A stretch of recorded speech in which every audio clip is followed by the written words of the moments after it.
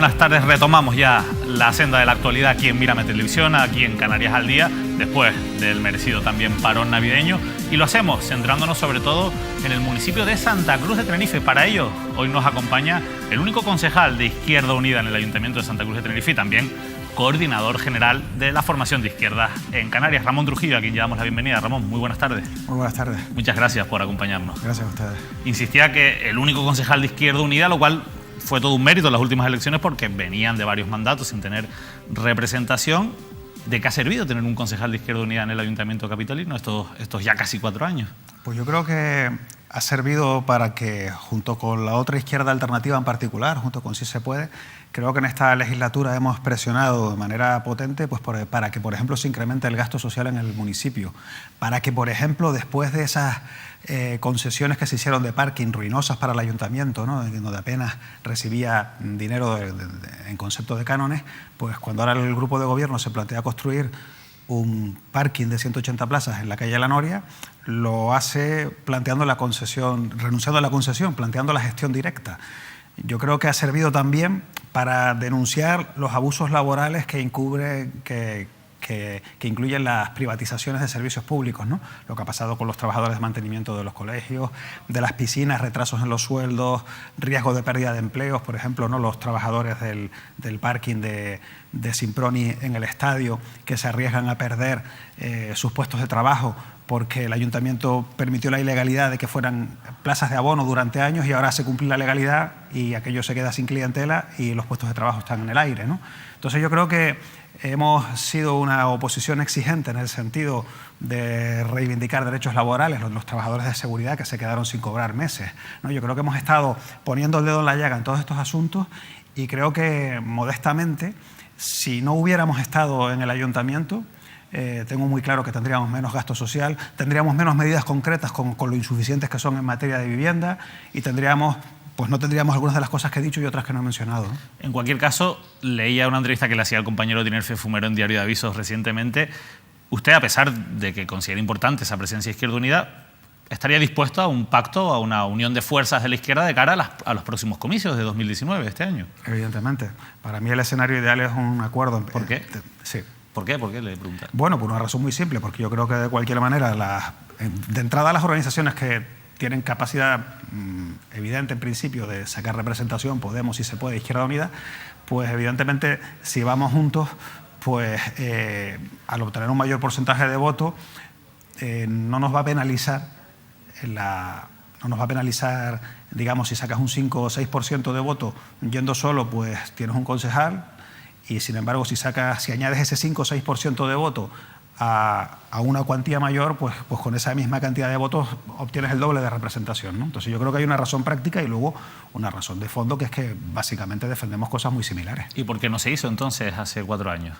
Bueno, hace 4 años yo creo que fue, en fin, hay cosas que no las acabo de entender todavía, pero sí es verdad que hace 4 años mucha gente pensó, en el contexto del fuerte descontento que había con la crisis, que era fácil en ese momento entrar en el ayuntamiento. Se crearon muchos partidos o muchas plataformas o propuestas para entrar en el ayuntamiento y se perdió una gran cantidad de votos en el sentido de que no entraron muchas de esas opciones. Y, en fin, yo creo que eso es una lección para el presente, que además creo que de cualquier manera ya en 2019 el escenario no es ese y por lo tanto creo que también es un escenario que no va a favorecer tanto la dispersión. ¿Fue un error, por tanto?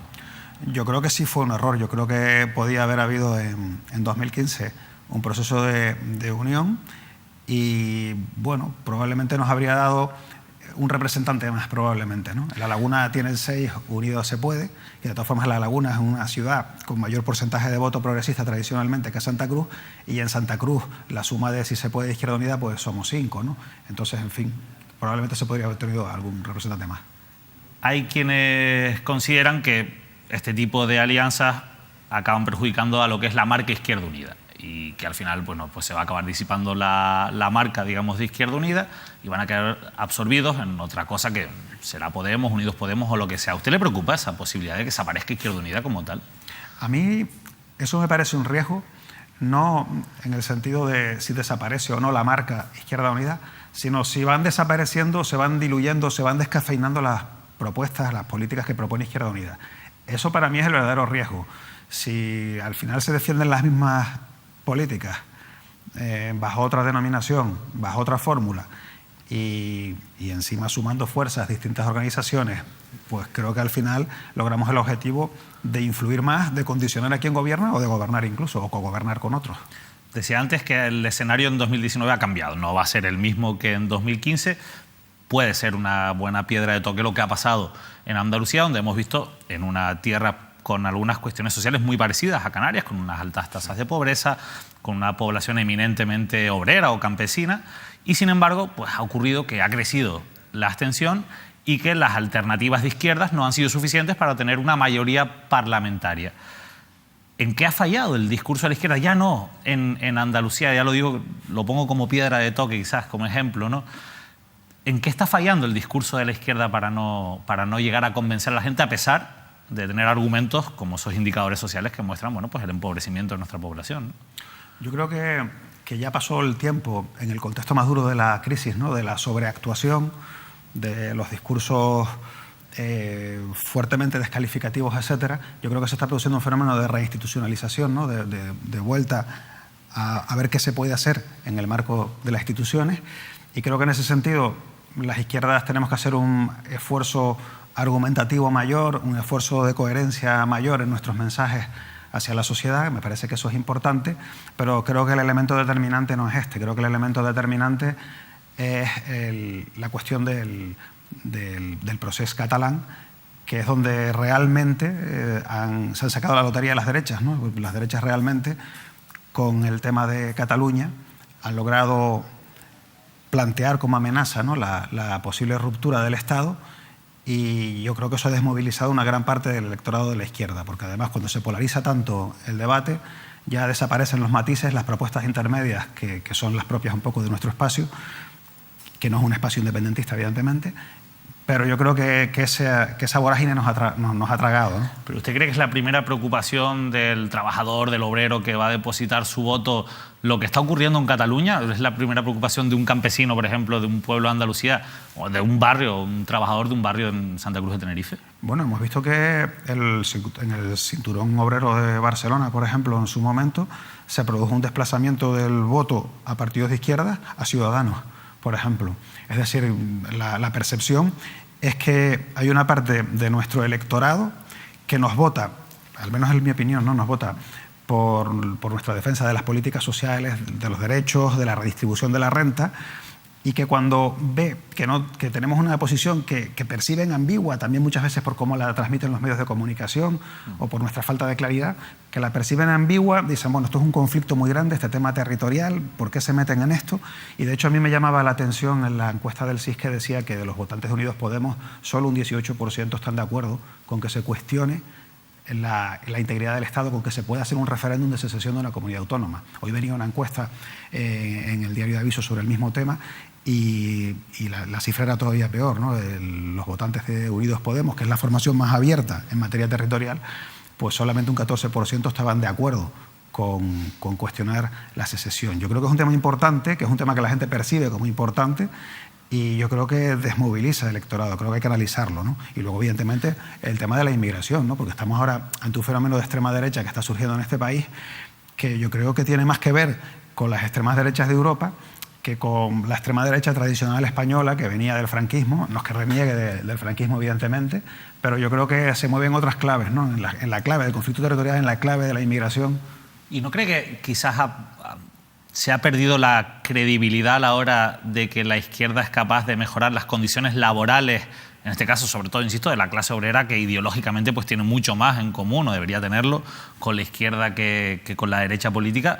Lo digo porque también he visto, pues, bueno, que se centran en discursos que también van muy ligados a la ideología de izquierda, como son los derechos humanos, las migraciones, defender, digamos, una situación social más justa. Pero claro, es que mucha gente, y yo es que voy quizás al detalle más particular, ¿no? La gente lo que quiere es tener un buen trabajo, comer bien y que a su familia le vaya bien. ¿No cree que han fallado ahí? Están fallando quizás como representantes de lo que es el trabajador medio, que al final es mayoría votante, ¿no? Sí, yo creo que indiscutiblemente tener un trabajo en condiciones, pues disponer de una sanidad, disponer de ciertos servicios públicos, al final es lo que realmente es importante para cualquier persona simple en general, ¿no? Y, en fin, yo creo que el discurso dominante en este aspecto, el discurso más potente que la ciudadanía recibe normalmente es un discurso de, bueno, lo que hay es esto, no hay alternativas, si se pierde calidad en el empleo, pues lo importante en cualquier caso es tener un empleo, aunque ya tus condiciones de vida sean peores que las de tus padres en un país que es más rico, que tiene más renta por habitante. Yo creo que hay un mensaje muy potente permanentemente que nos transmite como exitosas fórmulas que han fallado, ¿no? Nos dicen, bueno, siempre es bueno rebajar impuestos y sin embargo vemos que las sociedades que tienen mejores condiciones laborales, mejor sanidad, mejor educación, menos desempleo, más calidad de vida, más facilidad en el acceso a la vivienda, pues son sociedades que reparten mejor la riqueza y la renta a través de que los que más tienen paguen más. En fin, yo creo que en España lo que hay, sobre todo, es un papel de los grandes creadores de opinión pública, de los grandes medios de comunicación, en el sentido de básicamente plantear una opción ideológica, diría, en materia de cómo organizar la sociedad, ¿no? Bajar impuestos siempre es bueno, si la realidad del mundo es la que es, no se puede cambiar y mejor es un mal trabajo que ninguno, lo cual indudablemente, si realmente fuera así la alternativa, pues sería cierto, pero hay otras opciones que esa. Y, en fin, y luego dentro de la izquierda, yo creo que la izquierda con más proyección, que ha sido la socialdemocracia, en España el PSOE, pues también es verdad que en demasiadas ocasiones se ha aproximado también a políticas económicas que están muy próximas a lo que hace la derecha. Entonces, bueno, eso también ha debilitado a las izquierdas, no solo en España. ¿Y usted cree que esa forma de ver, de entender las cosas también es extrapolable a Santa Cruz de Tenerife y que puede explicar eso, que por ejemplo el alcalde José Manuel Bermúdez haya dicho públicamente que no descarta incluso pactar con la extrema derecha? Sí, a mí me parece preocupante que haya dicho eso. He leído hoy precisamente esas declaraciones del alcalde y me parece muy grave porque, vamos a ver, Vox es un partido que está exigiendo frenar la lucha por la igualdad de las mujeres, por la igualdad de las mujeres con los hombres. Es un partido que en materia económica está planteando el desmantelamiento del estado del bienestar de una manera muy clara, con la desfiscalización del Estado radical que está planteando. Es un partido xenófobo en su enfoque sobre la inmigración. Es un partido que quiere revertir pues algo que yo creo que es mejorable, pero que es positivo en la historia reciente de nuestro país, que es la realidad de la España autonómica, de la descentralización del Estado, con muchas cosas que corregir, pero que básicamente es positiva, ¿no? Y además están vendiendo un discurso completamente falso, en el sentido de decir, bueno, las comunidades autónomas son un coste enorme, hay que suprimirlas. Bien, pues ese coste es el personal sanitario, es el personal educativo, por ejemplo, que son además grandes capítulos de gastos de las comunidades autónomas. Entonces, ¿qué van a hacer? ¿Suprimir esos servicios públicos o hacerlos depender de Madrid simplemente? Pero si los haces depender de Madrid, lo estructuras de otra manera, pero no reduces el gasto. Yo creo que de manera bastante evidente, si uno le echa una ojeada al programa de Vox, ve que es muy demagógico y muy confrontador de derechos básicos y de conquistas sociales que en España asumimos la derecha y la izquierda. Entonces, a mí me parece lamentable, desde luego, que el alcalde de Santa Cruz diga que se puede pactar con Vox y además que haga otra cosa que me parece también muy lamentable, y es que diga que él no va a pactar con los extremos, ni con Vox ni con Podemos. Eso me parece muy grave. Se puede estar en desacuerdo con Podemos, me parece además normal que esté en desacuerdo con Podemos, porque es un proyecto distinto del que representa Coalición Canaria, pero Podemos es un proyecto democrático, no es un proyecto xenófobo, ni racista, ni que lucha por discriminar a las mujeres, ni nada por el estilo. Entonces, yo creo que confundir esos términos básicos es un error. Y yo le reconozco a la derecha, yo que soy una persona de izquierda, para mí la derecha racional, la derecha sensata, la derecha que respeta los valores democráticos, a mí me parece profundamente respetable. Hablando de situaciones sociales, veíamos, y fue debate también, imágenes en Santa Cruz de Tenerife de, bueno, no sé si es que ha aumentado, usted me lo dirá ahora, el número de personas que duermen en la calle, pero sí que es verdad que se está visibilizando más en cajeros, por ejemplo, por fuera de la sede del Tribunal Superior de Justicia de Canarias. Es habitual también que duerman muchas personas. Y en este marco, el alcalde hacía unas declaraciones en las que señalaba o apuntaba la responsabilidad a otras administraciones, porque decía que muchas de esas personas que duermen en la calle vienen de otros municipios, e iba un poquito más allá y señalaba que muchas de ellas eran personas migrantes, porque el único CIE que queda abierto en Canarias funcionando ahora mismo es el de Ollafría en el municipio. Me gustaría saber su valoración sobre estas declaraciones. Yo siempre considero que esos comentarios sobran. Es decir, la gente que vive en Canarias, que ha venido a trabajar si encontraba trabajo, que ha trabajado con nosotros, han contribuido a enriquecer a nuestra sociedad, son nuestros vecinos, nuestras vecinas, y a mí hacer ese tipo de diferencias me parece que es alimentar un fuego que no hay por qué alimentarlo, ¿no? Es decir, es algo que no comparto en absoluto. Y luego, con respecto al tema de las personas sin hogar, el sinhogarismo en Santa Cruz, que es verdad que debería contarse con más recursos por parte del Cabildo y por parte del Gobierno de Canarias, el sinhogarismo básicamente está en una situación muy parecida a cuando empezó el mandato. Pero en el Cabildo y el Gobierno de Canarias están los mismos partidos, está Coalición Canaria Evidentemente. No, vamos a ver, yo creo que Coalición Canaria tiene una insensibilidad social muy grande. Y Coalición Canaria en Santa Cruz tiene una insensibilidad social muy grande. Decía yo antes que en este mandato, gracias a la presión que hemos hecho a la izquierda, han incrementado el gasto social en el municipio. Pero vamos a ver... ¿Pero es suficiente ese incremento? Claro, es que el problema está en eso. La Asociación de Directores y Gerentes de Servicios Sociales plantea que debe gastarse al menos el 10% del presupuesto municipal en gasto social para satisfacer las necesidades mínimas. Pero eso lo plantean para el Estado. Pero es que nosotros aquí tenemos un 50% más de desempleo, de pobreza, en fin, de ese tipo de indicadores, con lo cual aquí tendríamos que hacer un esfuerzo, pues yo entiendo que, por decir una cifra, ¿no?, un 50% mayor. Si los problemas son un 50% mayores, pues el esfuerzo económico, lógicamente, debería ser proporcional. Y, por lo tanto, el esfuerzo económico que se hace es muy limitado. El presupuesto podría haberse incrementado de manera notable, tendría que haber sido una prioridad, pero se puede, es decir, estamos hablando del mundo real, no estamos hablando de ninguna utopía. Con las limitaciones legales que tenemos en los municipios, que son muchas y muy graves, eso se podía hacer. No ha sido una prioridad del grupo de gobierno. Habría sido una prioridad, evidentemente, de la izquierda en Santa Cruz si hubiéramos gobernado. O sea, Santa Cruz tiene margen para hacer más o para destinar más dinero para intentar solucionar esta situación de las personas sin hogar, pero también hay que tirarle las orejas al resto de administraciones. Exactamente. Para que también trabajen en ello. Exactamente. Y además hay fórmulas que, por ejemplo, Santa Cruz ha empezado de manera muy incipiente, que es la fórmula, en lugar de recurrir a instalaciones como el centro de acogida, que generan, bueno, me recuerdo cuando estaban las chabolas del Pancho Camurria en su máximo esplendor, recuerdo que era curioso hablar con algunas de las personas que residían ahí, porque rechazaban de una manera muy tajante el ir al centro de acogida, a lo que popularmente se conoce como el albergue, y porque consideraban que era un lugar tremendamente desagradable, que lo rechazaban profundamente, ¿no? Bueno, hay una fórmula que funciona muy bien desde el punto de vista de hacer que la gente se reinserte laboralmente, se reintegre en unas condiciones de vida dignas, que es el contar con pisos tutelados. Eso lo que se llama siempre la etiqueta en inglés de Housing First, ¿no? Pero eso se ha iniciado de manera muy incipiente en Santa Cruz. Creo que esa es una vía que habría que haber utilizado con mucha más intensidad. Eso es interesante, esa respuesta, porque uno de los problemas con los que se encuentran los pisos tutelados, en general, la política de vivienda, es que no hay vivienda pública, por lo tanto, pues tampoco puede haber, por ejemplo, alquileres sociales. Y esto está afectando a muchas personas que, lógicamente, uno de los caminos que te conduce a vivir en la calle es no poder pagar una hipoteca, no poder pagar un alquiler. Y en este escenario hemos visto un ejemplo que yo creo que es paradigmático, como es el de las viviendas de Añaza. Hemos hablado mucho de ello aquí en Mírame Televisión. Un suelo que fue público en su momento, con el que se especuló y al final acabó en manos privadas para construir unas viviendas de protección oficial, que sin embargo pues han acabado en manos de un fondo buitre que quería, bueno, pues realmente hacer otro negocio aún mayor y acabar echando lógicamente a todas esas personas que no iban a poder pagar las cuantías que querían cobrar desde este fondo buitre perteneciente al Banco Santander.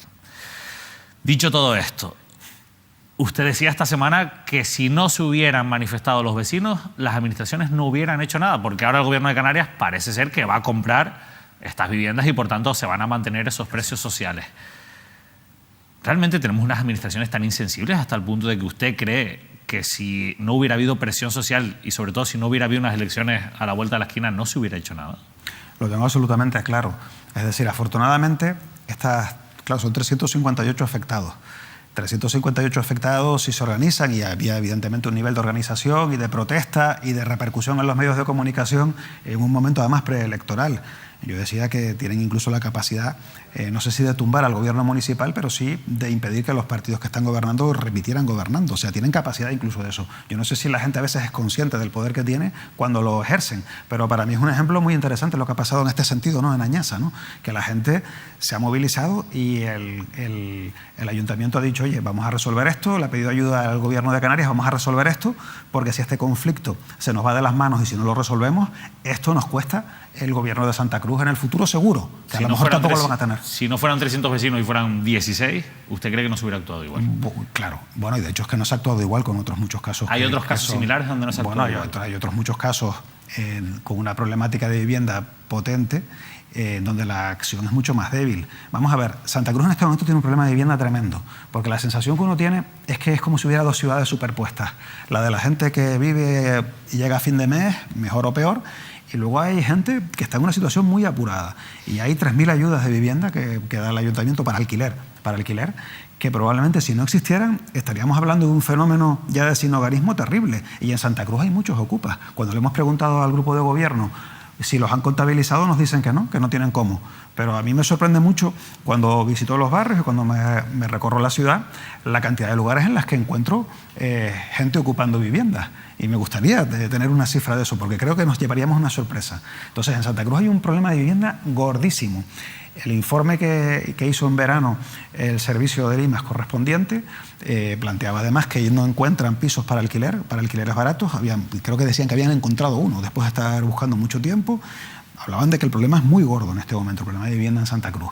Y bueno, el ayuntamiento no hace ninguna promoción de vivienda en alquiler desde 2009 con las 28 viviendas de los Alicios. Ahora plantean hacer 44 en el tablero. Pero para que se entienda la magnitud del problema y la insuficiencia de la respuesta, lo que se publicó por parte de la Fundación Alternativa recientemente un estudio que planteaba las necesidades de alquiler social en nuestro país para resolver de una manera razonable el acceso a la vivienda. De alquiler social, que es la fórmula que lo resuelve en Europa, el problema de acceso a la vivienda. Probablemente no hay otra que lo resuelva. Y extrapolando los datos a Santa Cruz, tendríamos que Santa Cruz, para que estuviera en 2030 en la media de viviendas en alquiler social que necesitaría disponer en 2030 de 11.600 viviendas. Ahora tenemos 4.800. Quiere decir que habría que construir cada año 560. Construir o comprar, 560. Nosotros propusimos en una moción recientemente intentar dotarnos de 70 viviendas cada año durante un periodo de 4 años y fue rechazada. Es decir, el problema es terrible y yo creo que ni hay voluntad de resolverlo, ni hay ni tan siquiera conciencia de la magnitud de este problema, que va a seguir creciendo porque tenemos la subida de precios que provoca el alquiler vacacional, tenemos el Instituto Nacional de Estadística diciendo que de 2018 a 2033 la población, los hogares van a aumentar en Canarias un 20%, que es una cifra enorme. Es decir, tenemos toda una serie de elementos que van a contribuir a la escasez de la vivienda y a la subida de los precios. Entonces, o alquiler social a gran escala, o esto es una política prioritaria de Canarias, de los ayuntamientos y de los cabildos, o problemas de vivienda permanentes y problemas gordos. Esto quizás haya también que ponerlo en perspectiva porque al final para construir viviendas públicas o para hacer edificios construidos con fondos públicos también hay que tener suelo público, ¿no? Decíamos, este suelo en la Añaza era un suelo que era público. Después de la operación de las Teresitas, en los años posteriores, el ayuntamiento acabó muy tocado financieramente después del gasto de la operación de las Teresitas, la operación corrupta de las Teresitas, y el mismo gobierno de Miguel Seroro se dedicó a subastar en los años siguientes mucho suelo público. Suelo en el que se podían haber hecho muchas actuaciones, lógicamente, de carácter social o carácter público. Pero bueno, más allá de eso, supuestamente se hizo para recaudar fondos y recuperar al ayuntamiento de aquella situación en la que se había quedado después de la operación de las Teresitas. Uno de los suelos que vendió, o subastó, mejor dicho, es la parcela que ocupa el edificio que ahora pretende comprar el Cabildo de Tenerife para ubicar, para reubicar a los pacientes sociosanitarios del Febles Campos y de la residencia de mayores de Ofra. Curiosamente, esa parcela se vendió por 13 millones de euros y ahora el Cabildo de Tenerife pretende pagar 23 millones más 6 millones para adaptar ese edificio y poder comprarlo. Todo ello pues a una velocidad pues que recuerda en ciertos aspectos, no vamos a entrar en detalles, pero recuerda mucho a la operación de las Teresitas, entre otras cosas porque quien ha puesto el precio o ha dado validez al precio es Tinsa, ¿no? La misma empresa que ya ha quedado probado que multiplicó por 3 el precio real del frente de playa de las Teresitas. Como usted conoce muy bien el asunto de las Teresitas y como usted ahora también es concejal del Ayuntamiento de Santa Cruz de Tenerife, ¿Qué opinión le merece en líneas generales esta operación que impulsa el Cabildo? Pues yo creo que es otro pelotazo de libro. Es decir, creo que efectivamente hay unas necesidades para albergar a 270 pacientes del Febles Campos mientras se rehabilita o se construye el Febles Campos 2. Necesidades conocidas desde hace mucho tiempo. 2015 recuerdo al presidente del Cabildo, el señor Alonso, diciendo pues, que se iba a empezar con la construcción del Febles Campos 2 y contando, bueno, y planteando toda esa historia. Estamos en 2019 y todavía no se ha empezado, es decir, que había tiempo para incluso construir un edificio nuevo por parte del Cabildo. Porque hay que entender una cosa, construir un edificio nuevo, el Febles Campos 2, de acuerdo con los datos que da el Cabildo, significa que la construcción del edificio nuevo cuesta 86.000 euros por cada plaza. De las 270 plazas que hay, pues saldría 86.000 por plaza si lo construye el Cabildo. Pero si se lo compramos al empresario condenado a cárcel por corrupción, en vez de 86.000 euros, nos cuesta cada plaza 107.000 euros. Que si multiplicamos por el total de plazas que son, pagamos 7 millones de euros de más. ¿No es el buen negocio que entonces está vendiendo el Cabildo de Tenerife? Es un pésimo negocio, es una tomadura de pelo. Es decir, esto es una burla. Es pagar 7 millones de euros más. Pero yo además me haría más preguntas. Si la parcela costó 13 millones de euros y ahora nos la venden en 23 millones, ¿qué quiere decir eso? Que el edificio costó 10 millones construirlo y que luego lo que estamos pagando es un solar. Y si el edificio costó 10 millones, ¿cómo puede ser que la remodelación de ese edificio para adaptarlo a un uso sociosanitario, porque es un edificio pensado para oficinas, cómo puede ser que la remodelación cueste otros 6 millones? Es decir, un 60% de lo que costó construirlo. ¿Qué lógica tiene eso? ¿Qué sentido tiene eso? Y me preguntaría todavía más. A mí me gustaría que desde el Gobierno de Canarias se diera respuesta a lo siguiente. Ese edificio se construyó con fondos de la RIC, porque puede ser, porque ha ocurrido en otros casos, que el empresario con impuestos no pagados, es decir, beneficiándose de un descuento fiscal, construyera ese edificio con lo que debería haber pagado en impuestos, pero legalmente puede no hacerlo, y construyó el edificio con ese dinero. Con lo cual estaríamos los ciudadanos al final pagando el edificio 2 veces, o 3, no sé cuántas veces. En fin, yo creo que esto es un pelotazo de libro que viene aderezado, por cierto, con el solar anexo a la residencia, al Hospital Universitario de la Residencia de la Candelaria, que se lo compra la Consejería, el Gobierno de Canarias, en 5,5 millones de euros, cuando además está pendiente de que haya una sentencia firme sobre el Plan General de Ordenación, que si, por ejemplo, esa sentencia revocara la anulación del Plan General de Ordenación de Santa Cruz, volvería a ser posible la vía de la expropiación. Y la sentencia que hasta este momento conocemos, lo que sí dice es que el uso sanitario de esa parcela no se pudo materializar ni concretar, ni se podía expropiar, porque el propietario recurrió, porque no había ningún plan concreto por parte de la Consejería de Sanidad para esa parcela. Si hubiera habido un plan concreto, si hubiera habido unas iniciativas concretas para darle un uso sanitario, se habría podido expropiar. Es decir, que de cualquier manera, al final, la inacción del Gobierno de Canarias beneficia al señor Plasencia, y las prisas por comprarle la parcela antes de que haya sentencia firme le vuelven a beneficiar.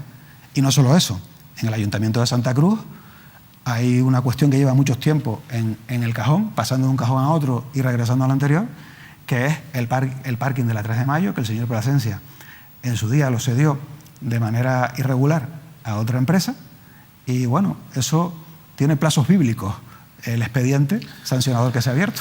Lo que resulta llamativo, Ramón, y con esto nos vamos despidiendo ya, es que sigamos hablando de buenos negocios para un empresario como Antonio Plasencia, que ha sido ya 2 veces condenado por delitos de corrupción, por delito ecológico y por un delito de malversación de fondos públicos, bueno, a pesar de todo el tiempo que ha transcurrido. Nosotros nos vamos rápidamente, de verdad, muy interesantes esas últimas respuestas, y muchas gracias por haber estado con nosotros, Ramón Trujillo, concejal de Izquierda Unida y coordinador de la formación de izquierdas en Canarias, ¿verdad? Muchas gracias a ustedes. Gracias. Ramón Trujillo ha estado hoy con nosotros, pero nosotros apuntamos esas últimas reflexiones que ha hecho el concejal de Izquierda Unida para trasladárselas también al Cabildo de Tenerife. Le hemos pedido toda la documentación referente a este expediente de compra de este edificio de Antonio Plasencia, y este jueves buscamos más datos, buscamos más respuestas a las muchas preguntas que hay sobre la mesa en un programa especial en el que hablaremos en profundidad de esta nueva operación del Cabildo de Tenerife, que está poniendo, eso sí, contra las cuerdas al actual presidente insular, a Carlos Alonso, que ha asumido toda la responsabilidad de esta, insisto, polémica operación. Nosotros nos vamos, volvemos como siempre, el próximo jueves con más entrevistas.